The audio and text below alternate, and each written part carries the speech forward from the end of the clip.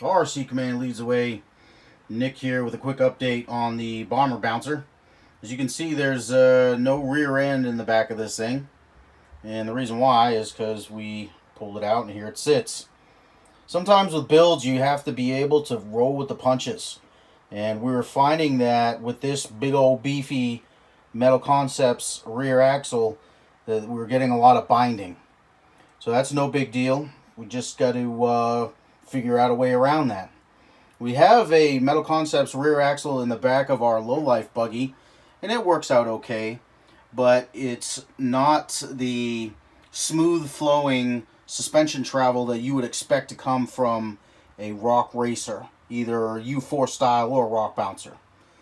So what we've decided to go with is an axle that is designed for the back of a bomber or a Wraith, that works with the skid plate. Okay, you can see how the suspension links, both lower and upper, work out on this thing. Okay, and we kind of mentioned it during the second or third video that we put out for the bomber bouncer when we were talking about the RCCLTW. So the rear axle that we are going to go with is this Curry F9. It is built by Vanquish and is designed to go in the back of a bomber. So we have it all assembled here.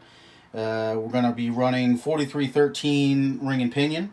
It also has we swapped in a incision spool.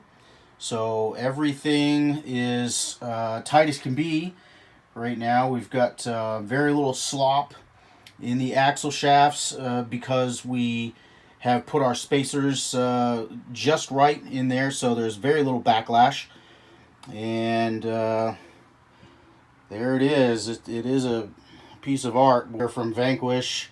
It is not my first modular design, not my first third member, but my first F9 axle from Vanquish. So, Metal Concepts rear axle, we were actually able to get an upgraded axle shaft that goes from the 4mm, which you're looking at right now, to a larger 5mm axle shaft, which matches the RCVs that are in the RCCLTW up front.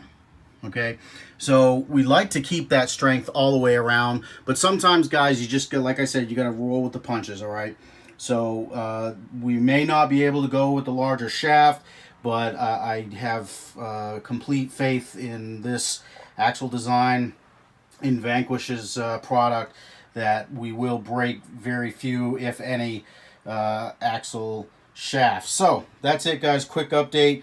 Not much going on here as far as fabrication goes in this build.